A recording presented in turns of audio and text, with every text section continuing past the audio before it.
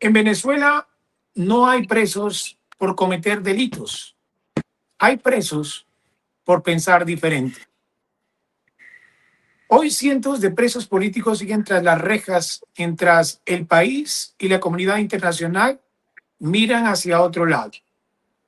Desde las cárceles el clamor es claro, una amnistía real y el cierre de centros de reclusión denunciados por tortura y tratos inhumanos, como algunos de los más grandes que operan en Caracas.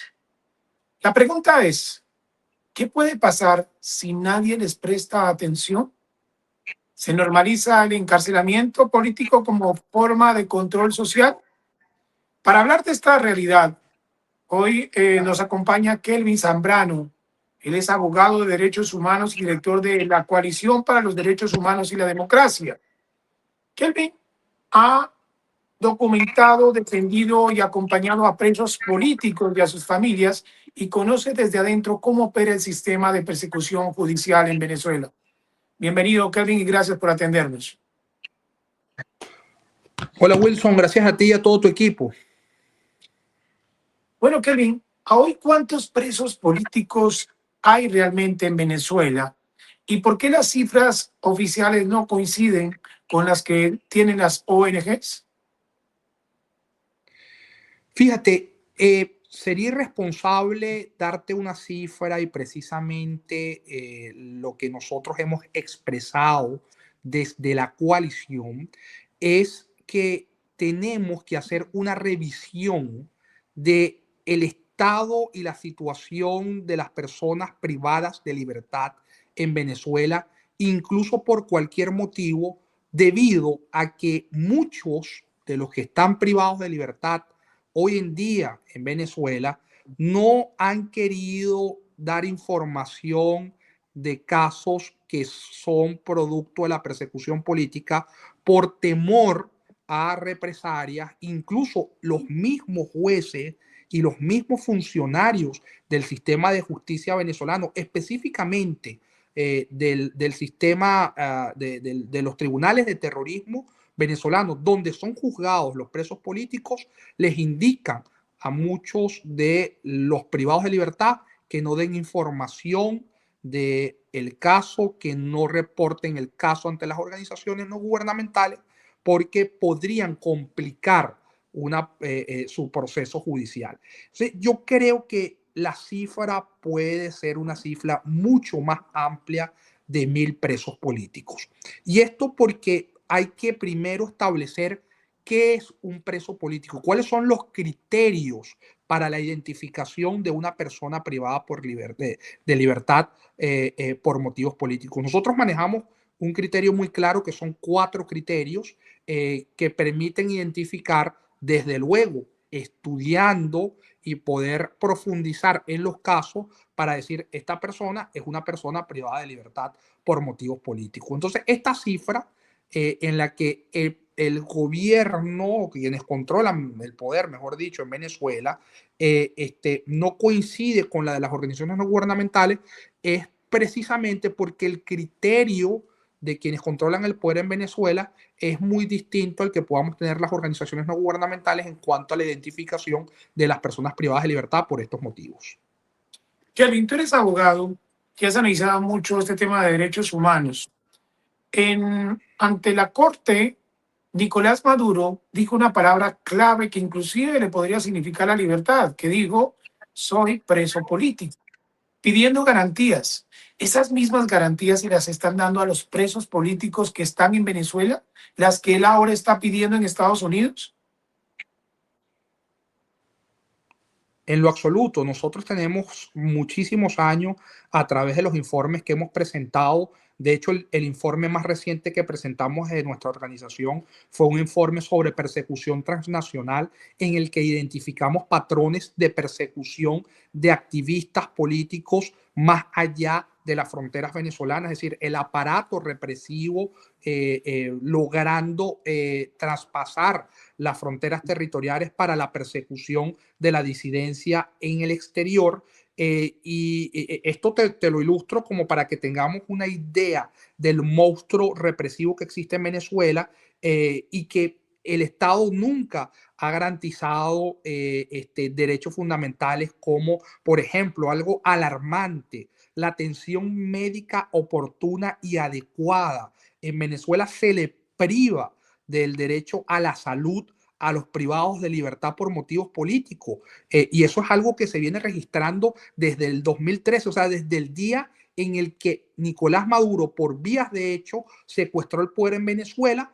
Hemos podido identificar que este ha sido un patrón recurrente de tortura, porque recuerda que la privación del derecho a la salud como un derecho fundamental forma parte de una forma de tortura de conformidad al criterio de la Corte Interamericana de Derechos Humanos, quien ha dicho que la falta de atención médica oportuna y adecuada constituye una violación al artículo 5 de la Convención Americana, donde se protege el derecho a la integridad física, psíquica y moral, que es el derecho, el bien jurídico protegido a través del principio de la no tortura. Entonces, es decir, en Venezuela hay patrones muy claros: privación del derecho a la salud, y por eso han muerto muchísimas personas bajo custodia del Estado, torturas, actos crueles, degradantes, inhumanos, aislamiento e incomunicación.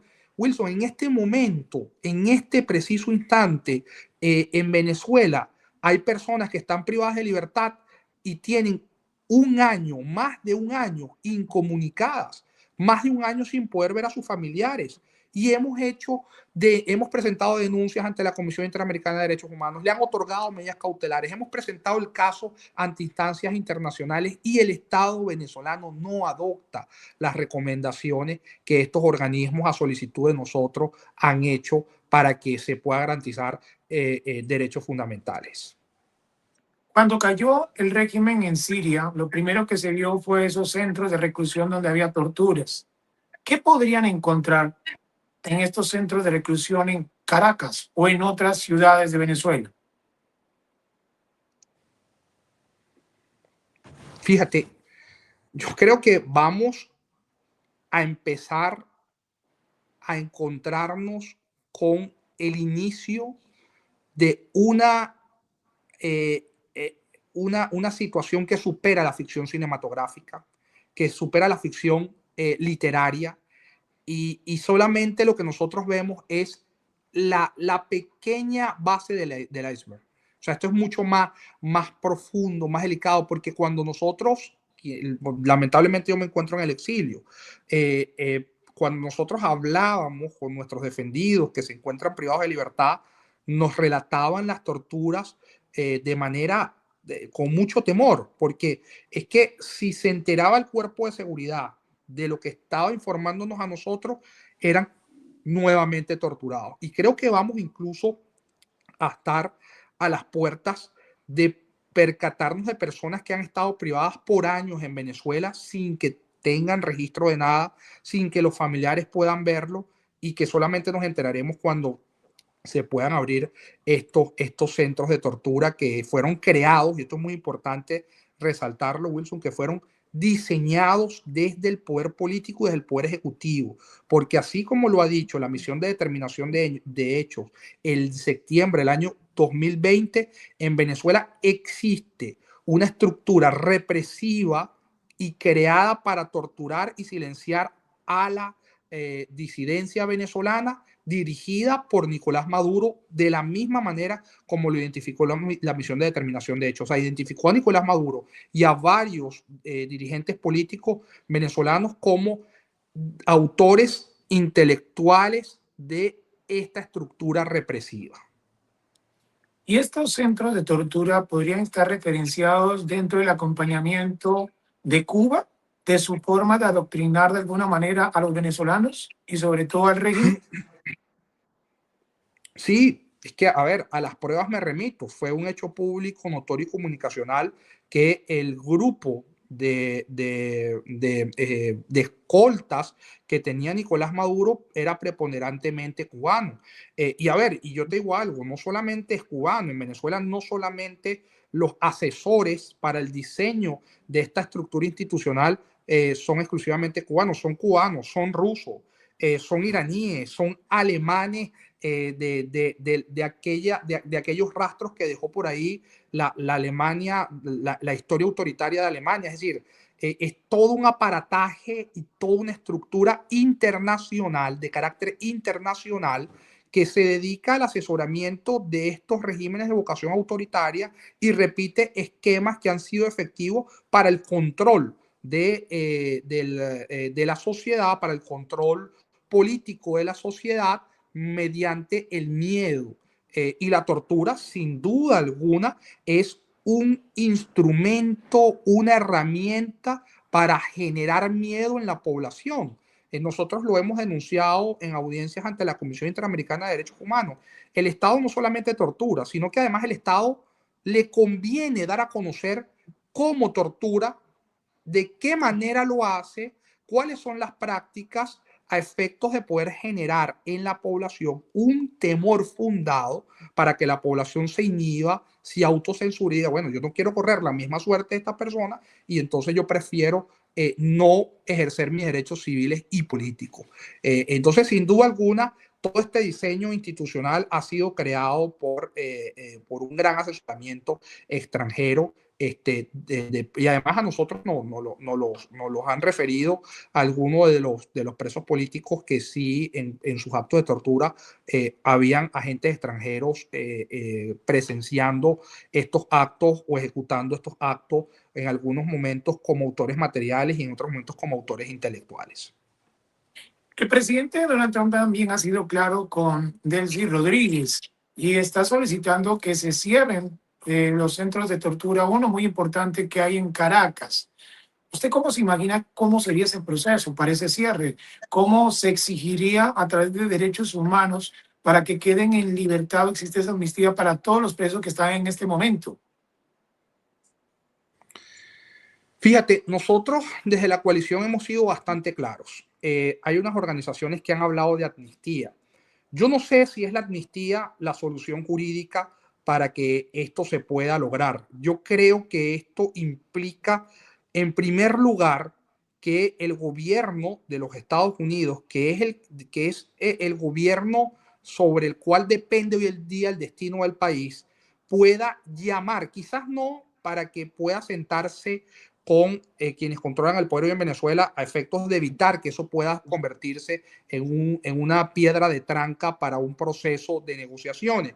Pero sí el gobierno de los Estados Unidos debe establecer comunicación con quienes hemos trabajado estos casos a efectos de establecer unos criterios bien claros y unos criterios que permitan garantizar la libertad absoluta de las personas privadas de libertad por motivos políticos, porque de nada sirve lo que ha pasado, que es que los tribunales, por órdenes de los funcionarios políticos, le dicen, dale medida a estas personas, pero es libertad condicional. Entonces yo lo que creo es que aquí hay que explorar y pensar más allá de la amnistía, explorar otras soluciones que garanticen la libertad absoluta de estas personas y que garanticen que estas personas no van a volver a ser privadas de libertad, como ha sucedido en otros casos.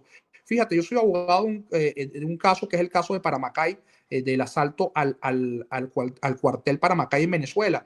Y desde el año 2017 nosotros logramos que el sistema de justicia penal militar otorgara unas medidas sustitutivas a unos privados de libertad, o sea, que le diera libertad condicional, se les dio libertad condicional, ellos seguían el proceso en libertad y apenas hace unos meses, hace un mes exactamente, les revocaron las medidas y están otra vez privados de libertad, personas que son de la tercera edad, que tienen 63 años, que tienen patologías que colocan en riesgo su vida. Entonces, pues, hay que buscar mecanismos que permitan garantizar esto, pero para que esto suceda, debe el gobierno americano entender que no va a poder comprender la dimensión de toda esta situación si no cuenta con personas que hemos trabajado o que hemos hecho aportes importantes para la solución de estos casos, ¿no? Y algo más que creo que es importante, yo veo muy difícil, creo que va a ser un tema complejo, el gobierno no va a soltar así de fácil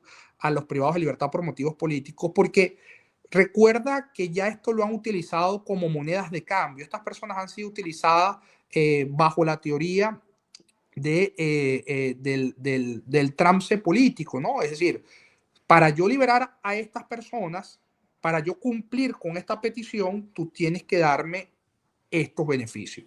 Fíjate que en el pasado ya el gobierno, quien controla el poder en Venezuela, lo han utilizado, es decir, libero presos a cambio de del levantamiento de sanciones, libero presos a cambio del reconocimiento internacional. Entonces, bueno, claro, hoy la situación es otra, ¿no? Hoy la situación es otra, pero no hay que descartar que quienes controlan el poder en Venezuela siguen siendo personas muy astutas que van a tener la capacidad de establecer mecanismos de negociación que no creo que vayan a ser muy fáciles. Creo que aquí el gobierno americano tendrá pues sus herramientas de presión para que esto se pueda dar, pero no es simplemente, bueno, se cierra el centro de tortura, se liberan estos presos políticos, porque solamente estaríamos hablando en todo caso, el presidente Trump habló de un centro de tortura en Caracas, suponemos que es el Helicoide, pero hay otros, está el Rodeo, ¿no? Por ejemplo, está Yare, hay presos políticos en Tocuyito, hay presos políticos en la sede del SEBIN en Plaza Venezuela,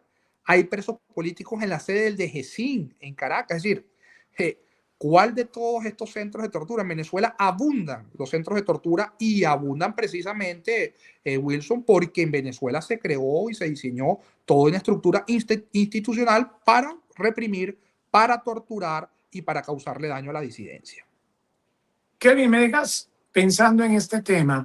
Si los presos políticos que están en Venezuela son una garantía para el régimen, esa palabra clave que tuvo Nicolás Maduro al decir soy preso podría ser su punto de salida para tomar la libertad o para negociar para liberar a los que están en Venezuela, con algo similar que pasó con los sobrinos de Cilia, que también ellos fueron liberados a cambio de unos estadounidenses.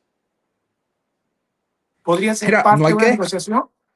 no hay que descartar nada. A ver, no es que podría ser parte de una negociación. Hay que dejar claro que ellos están negociando, que ellos están colocando sus cartas sobre la mesa para tratar de que Nicolás Maduro lo logren liberar. Y fíjate que ellos han sido, a ver, lamentablemente hay que decirlo, o sea, son personas que han sido efectivas, tienen una capacidad de sobrevivir a las situaciones más difíciles, lograron la libertad de Alep Saad, lograron la libertad de los narcosobrinos. Entonces, yo no descartaría nada. Fíjate que ya la defensa aquí en Nueva York ha dicho, bueno, pero es que hay que respetar la inmunidad del señor Nicolás Maduro, ¿no? Aquí puede pasar cualquier cosa. No hay que, y precisamente por eso, Wilson, quiero informarte que nosotros, un grupo de activistas que se encuentran aquí en Estados Unidos, hemos hecho una solicitud formal precisamente vislumbrando que pueda haber un margen, un porcentaje de que Maduro pueda salir en libertad. Precisamente frente a esa posibilidad, nosotros hemos presentado una solicitud ante el Departamento de Estado, específicamente ante la Oficina de Derechos Humanos y Delitos Especiales del Departamento de Justicia de los Estados Unidos, en el que estamos solicitando la activación de una investigación en contra de Nicolás Maduro sobre la base del Estatuto Federal contra la Tortura, para que Nicolás Maduro sea acusado y juzgado y condenado por actos de tortura cometidos en Venezuela sobre la base del Estatuto Federal contra la Tortura, que es una ley, una norma federal que existe aquí en Estados Unidos y que permite que Estados Unidos pueda juzgar a torturadores que ejecutaron actos de tortura fuera de Estados Unidos, es decir, torturadores que no son ciudadanos americanos y que ejecutó estos actos de tortura en contra de víctimas extranjeras. Esto sobre la base del principio de jurisdicción universal, ya que lo permite este estatuto federal. Y lo que estamos buscando nosotros es que con esta investigación que hemos solicitado que sea activada, pueda Nicolás Maduro enfrentar una posible condena por cadena perpetua, porque este estatuto establece penas que van de 20 años a la cadena perpetua. y solamente hay posibilidad de una condena por cadena perpetua si se demuestra que el torturador en los actos de tortura que ejecutó o que ordenó ejecutar le causó la muerte a una de las víctimas. Y en Venezuela abundan casos de personas que fueron asesinadas producto de la tortura. El concejal Albán, el teniente, el capitán de fragata Acosta Arévalo, el general Raúl Isaías Baduel, y así una amplia lista de personas que producto de los actos de torturas que se ejecutaron en el SEBIN, en el DGCIN, en el helicoide, fueron lamentablemente fallecieron, les causaron, mejor dicho, la muerte.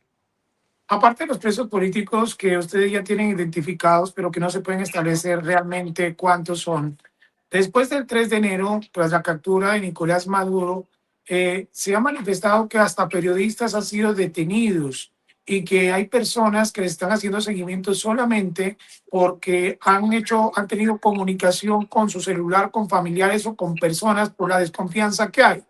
¿Eso es cierto? ¿Eso se está registrando en Venezuela? Sí, lamentablemente la situación es mucho más compleja porque por lo general las organizaciones no gubernamentales están concentradas en la ciudad capital, que fue donde se suscitaron los hechos, pero han dejado de un lado ciudades como Valencia, Trujillo, Zulia, Mérida, donde se han registrado personas que han sido privadas de libertad.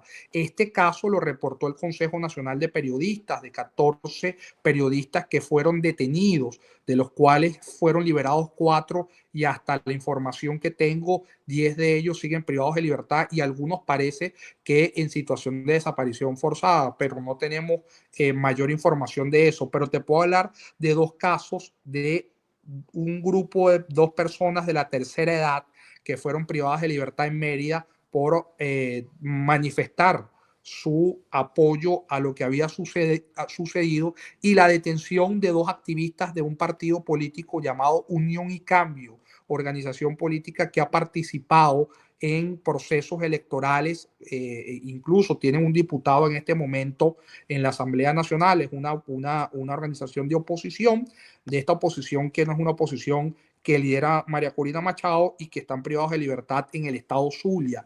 Entonces, es decir, la estructura represiva no ha parado, de hecho se ha robustecido, incluso el país en este momento está militarizado, el país en este momento está colectivizado. Cuando hablo de colectivizado hablo de la presencia de los colectivos en todo el país, la activación de estos grupos armados que ellos mismos crearon por años y sobre los cuales tienen un control, y que ahí hay un punto que creo que va a ser importante en la transición que vaya a iniciarse en Venezuela del desarme de estos grupos. ¿Cómo se va a hacer este proceso de desarme? Porque estos van a ser grupos que van a estar buscando la desestabilización de Venezuela. Pero retomando al punto, en Venezuela la situación de persecución se ha ampliado. Y se ha ampliado, Wilson, porque fíjate, si tú lees el artículo 5 del decreto de estado de conmoción exterior, ordena a los cuerpos policiales nacionales, estadales y municipales a iniciar la captura e identificación de aquellas personas que estén demostrando su apoyo a las acciones ejecutadas por el gobierno de los Estados Unidos en Venezuela. Entonces, esto sigue, es decir, este artículo es una clara evidencia de que la intención es perseguir a la disidencia, perseguir a la población venezolana en su totalidad, a efectos de seguir generando miedo y de, bueno, de ampliar quizás la cantidad de presos políticos, porque esto es lo que nosotros sabemos, pero vuelvo y repito, en Venezuela desde hace años siempre ha existido un temor latente de que los familiares no informen lo que pasa, y yo estoy seguro que eso sigue sucediendo hoy en día muchísimo más. Pero a lo mejor podemos, aquí mientras tú y yo estamos hablando, no sabemos qué pueda estar pasando de todas las prácticas y las operaciones que están haciendo estos grupos irregulares, estos grupos armados en Venezuela, que fíjate, por muchos años nosotros denunciamos que estos colectivos eran grupos que operaban bajo la anuencia del Estado, y mucha gente decía, no, que no hay forma. Bueno, la mejor evidencia es lo que está pasando hoy, que se han activado a nivel nacional. Y además, es que es un hecho público, notorio y comunicacional, Wilson. Tú lo puedes ver en las redes sociales, cómo se graban ellos mismos con armas de guerra, vestidos de civil, monitoreando la situación en Venezuela. Hay sectores en Caracas donde hay un toque de queda a partir de las 7 de la noche y los colectivos salen y no permiten que ninguna persona pueda transitar por las calles en esas horas. Entonces, la situación es muy compleja la que vive hoy en día la población venezolana y los presos políticos. Kelvin Zambrano, queremos agradecerte por el espacio, por dejarnos tanta claridad de lo que está sucediendo. Sé que hay muchos temas para abordar, la situación psicológica, la situación física de los presos políticos, pero vamos a estar muy atentos a este desarrollo y te estaremos molestando. Gracias por atendernos. Gracias a ti, Wilson, y a todo tu equipo por seguir visibilizando la situación en Venezuela. Gracias. Y así será. A todos nuestros suscriptores, gracias por acompañarnos todos los días en estos especiales que estamos realizando durante estos días sobre Venezuela. Los invitamos a que nos den like. Es muy importante para nosotros que lo compartan y que toda esta información la conozca mucha gente en el mundo. Hasta la próxima.